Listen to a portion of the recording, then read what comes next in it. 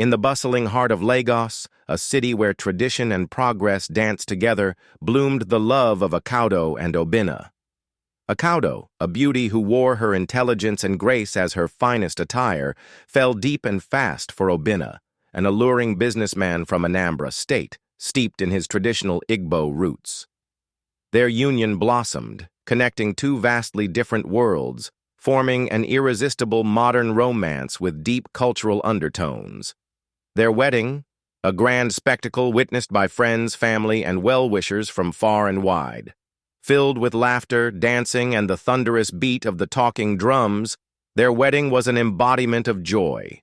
The event became a stunningly vibrant display of Nigerian diversity, a pivot in the dance between Akaudo's metropolitan upbringing and Obinna's profound traditional convictions, showcasing that love transcends the bounds of culture and tradition. Their love story is more than just that. It's a blissful harmonization of cultures, an echo of unity and diversity, and above all, a testament to overwhelming love. Obinna was a devoted husband, but his frequent business trips left Akaudo lonely. She longed for companionship, for warmth. In her heart, she believed marriage was about love, and love, she reasoned, should not feel lonely. So when she found comfort in another man's arms, she thought it was simply a mistake, one that she would move past without consequence. But she was wrong. What Akaudo did not know was that in Obinna's lineage and the land of his ancestors, marriage was sacred. The women of their community were bound by an ancient covenant. A married woman must never betray her husband.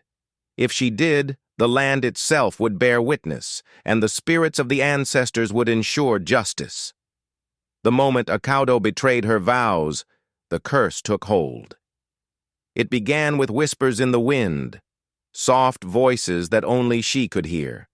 Then, the shadows in her home seemed to move when no one was near. At night, she dreamed of faceless women wailing, pointing at her with fingers twisted like dried branches. She dismissed it all as guilt playing tricks on her mind. Then came the sickness. Her once radiant skin lost its glow, her strength faded, and her body grew weaker by the day. No doctor could explain what was happening. Her cries for help echoed in empty spaces, and the once loving embrace of her husband turned cold.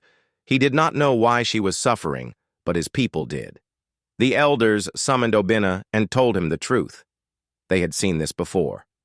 "She has broken the sacred law," the oldest among them declared. "The land has cursed her." Obinna, torn between love and duty, confronted Akaudo. Trembling, she confessed. The elders decreed that there was only one way, to lift the curse. She must return to the ancestral shrine, kneel before the spirits, and beg for forgiveness. But the gods were never merciful to those who defiled marriage. Akaudo embarked on the journey to the shrine, where the priest performed rituals that had been passed down for generations. With her hands tied in sacred white cloth, she wept, pleading for redemption. The spirits listened. The curse was lifted, but the price was high. Akaudo was banished from her husband's home.